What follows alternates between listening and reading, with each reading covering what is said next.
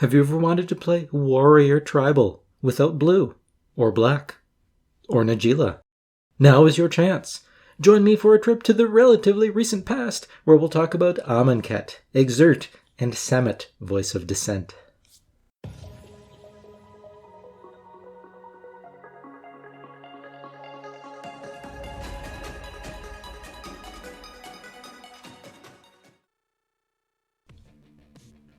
Welcome to the Commander's Beacon. I am Eric, and let's talk about some unconventional Commander decks and/or strategies. So today, let's build around the Exert mechanic. Now, a creature with Exert can generate some additional value for you if you choose to exert it, but if you do, it won't untap during your next untap step. Many creatures can exert as they attack to give them some bonus, like Glorybound Initiate, which gets +3/+1 and has lifelink until end of turn if you exert it. Other creatures have an activated ability, like Pride Sovereign, which lets you pay white, tap it, and exert it to create 2 cat creature tokens. Now, Exert was introduced back in the Amonkhet block. Exert appears on 28 creatures in all of Magic, and they're all in Naya colors, so if we're building around Exert, we probably want to play a Naya deck. It also just so happens that a little over half of those 28 Exert creatures, or 18 to be exact, are warriors. So can we fit some warrior tribal themes into this deck? I think we can. And it also just so happens that Samut, Voice of Dissent, is a warrior in the Naya color identity. She's a 3/4 that costs 5 mana, that's 3 red-green, and Samut is loaded with abilities. She has Flash, which is okay, but you won't really surprise your opponents with it if they can see her in your command zone. She also has Haste, Vigilance, and Double Strike, so she attacks quite well. She gives all of your other creatures haste, and you can pay white and tap Samut to untap another target creature. So if we want to take advantage of those Exert creatures, there are arguably no commanders better suited to the task than Samut. Which makes sense, since Samut was also released in Amonkhet, just like the Exert mechanic. So with this deck, we want to maximize the potential of the Exert mechanic. We'll use Samut and some other effects that grant haste to let our creatures exert themselves the turn we cast them. We will also use Samut, as well as some effects that grant vigilance, to minimize the likelihood that we'll ever have to wait 2 turns for our exerted creatures to untap. And while we're at it, we'll take advantage of some tribal synergies, since most of our creatures are warriors. And finally, I decided to make this a budget deck. You can get all of these cards for under $70, because this deck will primarily win through combat, which is admittedly not the strongest strategy in Commander. But in more casual and in lower budget games, combat becomes much more viable. So let's get into the contents of this deck, starting with the Exert creatures.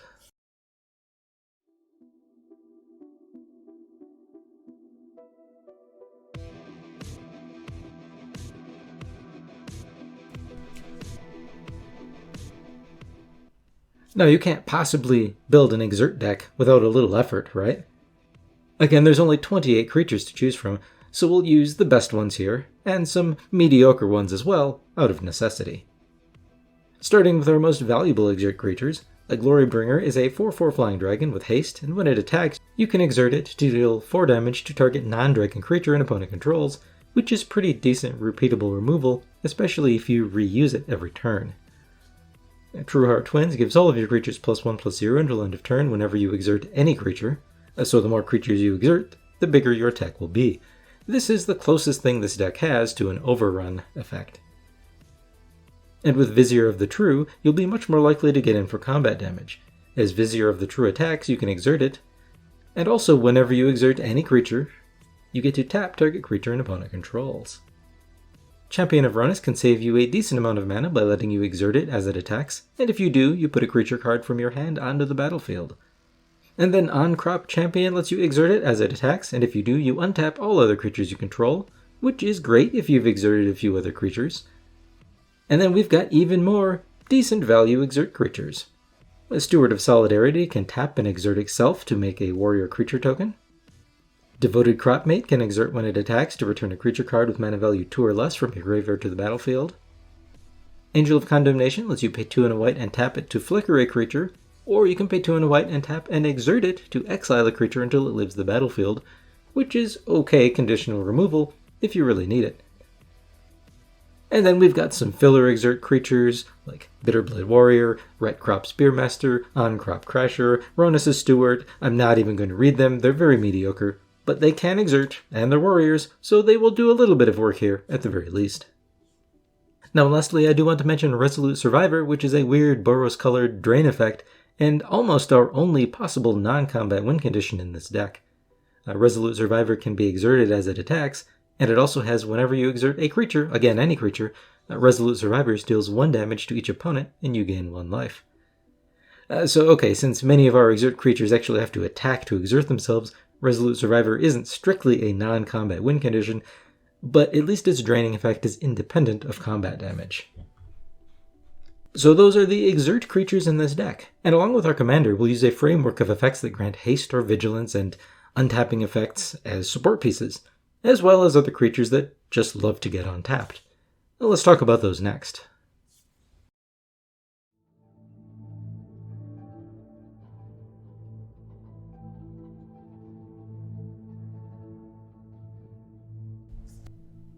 Now Samut can untap our creatures after we exert them, but we really want our exert creatures to have vigilance, because then the ones that can exert as they attack, well, they'll never be tapped in the first place. So the fact that they won't untap during our next untap step will be irrelevant, since again, they won't be tapped if they have vigilance when they attack.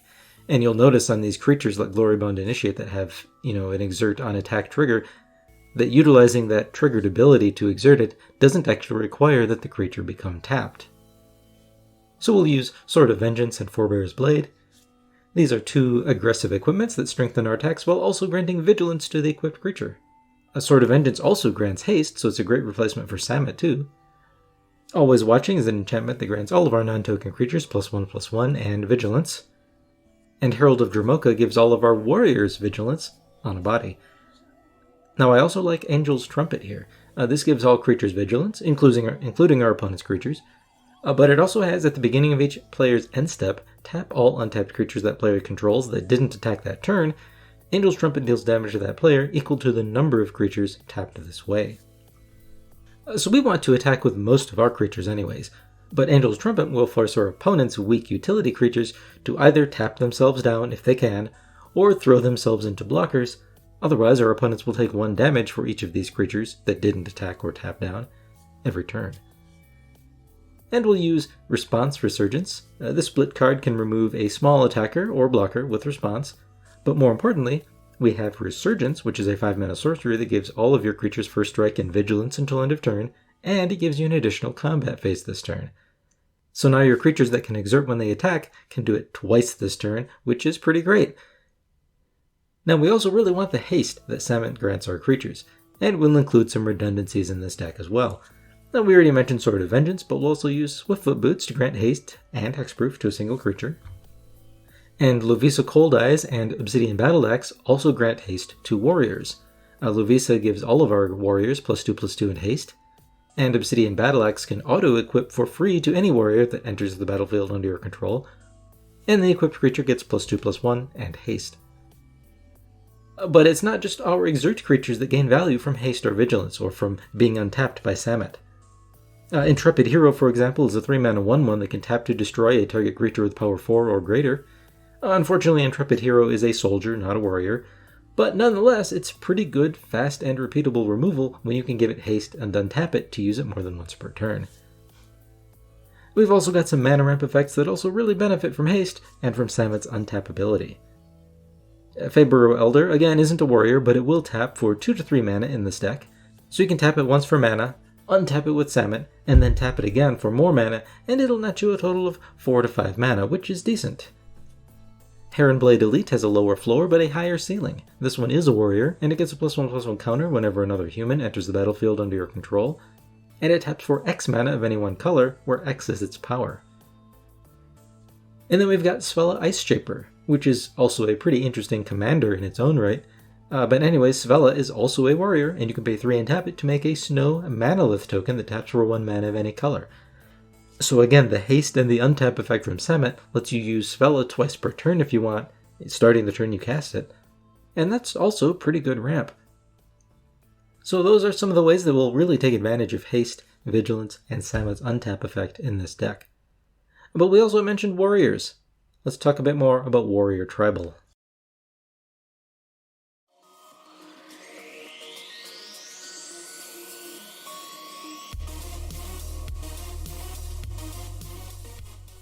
Now, we've already mentioned some of our warrior payoff cards, like Obsidian Battle Axe, Lovisa Cold Eyes, Herald of Dramelka, but we've also got a few lands that benefit our warrior tribal theme. A base camp taps for 1 mana of any color, as long as that mana is used to cast a cleric, rogue, wizard, or warrior creature spell, or to activate an ability of one of those types of creatures.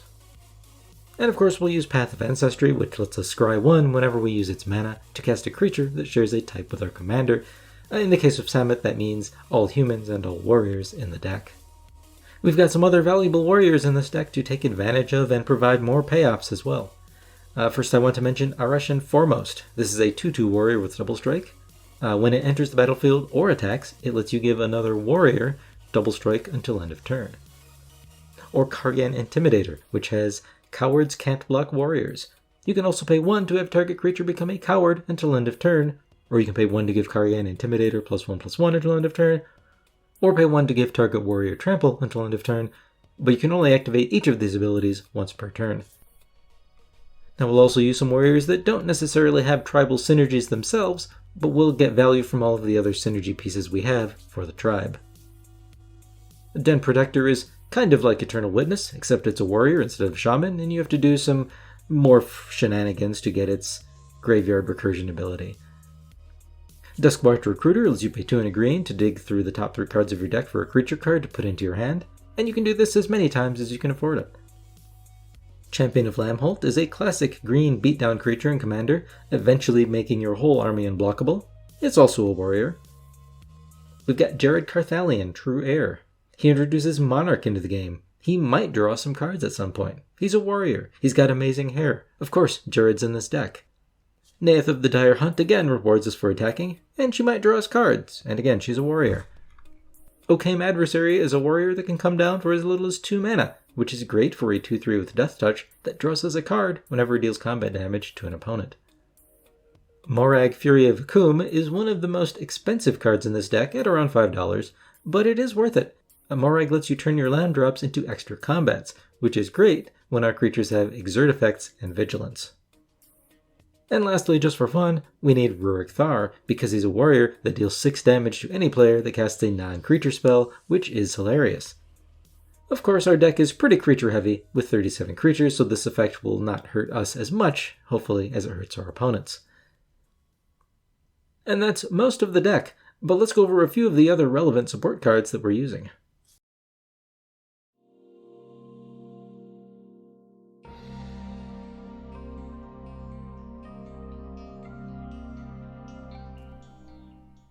Now, since we're playing a creature-heavy deck that really wants to extend itself onto the battlefield, we'll include Boros Charm and Unbreakable Formation to help protect our team from removal. Both of these instants can give our creatures, or all of our permanents in the case of Boros Charm, indestructible until end of turn. A Boros Charm can also alternatively grant a creature double strike, or deal 4 damage to a player, which is okay. And Unbreakable Formation, if we cast it during our main phase, also gives all of our creatures a +1/+1 counter and vigilance until end of turn. So because we want to exert our creatures, there's a good case to be made for casting this before combat at sorcery speed in this deck. Now we'll also include a couple of lands that boost our combat ability with Skarg the Rage Pits and Slayer's Stronghold. A Skarg lets you pay red and green and tap it to give a creature +1/+1 and trample until end of turn. And Slayer's Stronghold lets you pay red and white and tap it to give a creature +2/+0, and guess what? Haste and Vigilance until end of turn, which is exactly what this deck wants. Now, since we're playing on a budget, I didn't include Rhythm of the Wild, but instead we'll use Domri, Anarch of Bolas. Domri's +1 gives you mana, and protects your creature spells from being counterspelled. It has a static ability that boosts all of your creature's power by 1, and its -2 lets you fight something, so it's decent conditional removal. Alright, so that is most of the deck. Now let's go over the deck stats and cost.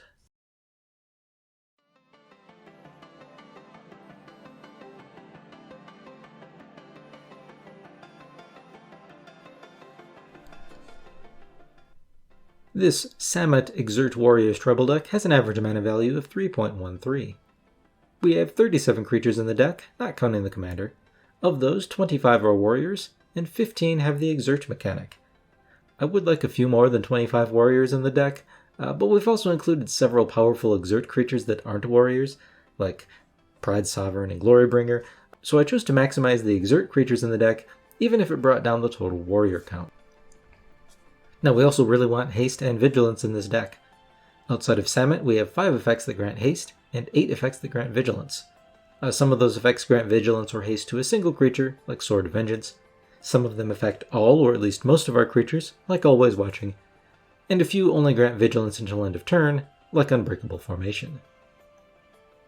We have 10 sources of card advantage, though some of them are situational, like Neith, which requires that at least one of our attacking creatures gets blocked. And we have 10 sources of mana ramp, consisting mostly of either mana dorks or spells that put lands onto the battlefield.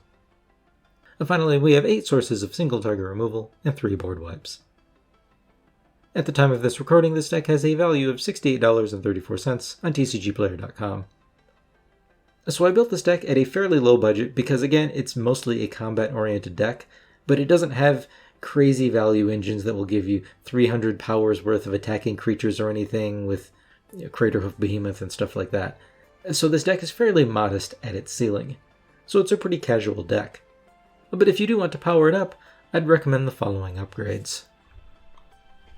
First, you can take out Response Resurgence and add Aurelia the War Leader, which gives you an additional combat phase and untaps all of your creatures every single turn. You can also swap out any of the very mediocre Exert creatures, like Bitterblade Warrior, for Combat Celebrant. A Combat Celebrant can exert when it attacks to untap all of your other creatures and give you an additional combat phase this turn, as long as it hasn't been exerted this turn. So this is another great repeatable extra combats enabler, and it has exert. As long as we're attacking a lot, Toski is a great fit for the deck, drawing you a card whenever one of your creatures deals combat damage to an opponent. I would swap it for Outpost Siege. This budget deck is also using Thorough Investigation for some additional card draw. This enchantment gives you a clue token whenever you attack, just once per combat phase. And whenever you sacrifice a clue, you venture into the dungeon. This is okay. But if you're not on a budget, I would swap it for Leelia the Blade Reforged. Leelia is a warrior and gives you impulsive card draw when she attacks, so she fits perfectly in this deck.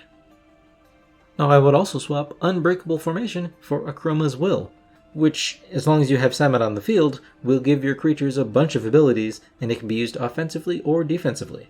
This costs 1 more mana than Unbreakable Formation, but it is very, very worth it.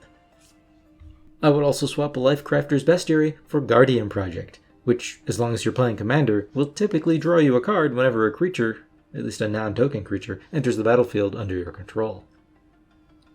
I will also swap Harmonize for Vanquisher's Banner, which will benefit our warrior tribal synergies by boosting the power and toughness of all of our warriors and giving us a card draw whenever we cast one. And then finally, I'd swap Obsidian Battleaxe for Rhythm of the Wild, which will give all of our creatures haste if we want, while also protecting them from being counterspelled. Now finally, if you really like Exert, but you aren't sure about using Samut in the command zone, I did consider a few other options as commanders. You could use Johan as an alternative commander.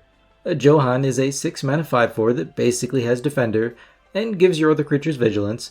This is very janky and costs a bunch of mana. It's not a good deal at all, but Vigilance is very important in this deck, and if you like jank, Johan might be a good choice for you. Now you also might consider Najeela the Blade Blossom. Najeela will give you access to all of the best warriors, though she won't give you any additional Exert creatures, since they're all in Naya colors anyways. Najeela will also let you untap your creatures and get additional combat steps.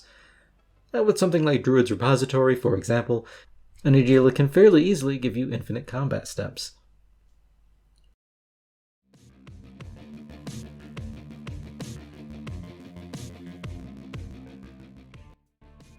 So that's Samut Exert Warriors Tribal. I think Samut decks generally just slam big value creatures like Gisela Blade of Goldnight and Titali Primal Storm to take advantage of the haste that Samut provides. It's very powerful. It's also common to see a lot of powerful equipment like Sword of Feast and Famine and the like, just because Samut wears equipment very well. Now while this Exert Warrior Tribal Samut build is not the most powerful way to build Samut, it is very budget friendly, and it's also just dripping with synergy. Samut works really well with Exert Creatures. We've also got these Vigilance and Haste effects as redundancies, but we've also got other creatures that take advantage of these effects, like Intrepid Hero and Fabro Elder. We have a ton of warriors and warrior synergies, like Lavisa Cold Eyes, which pumps your team, or at least the warriors on your team, making combat easier, while also granting haste, which you want in the deck anyways.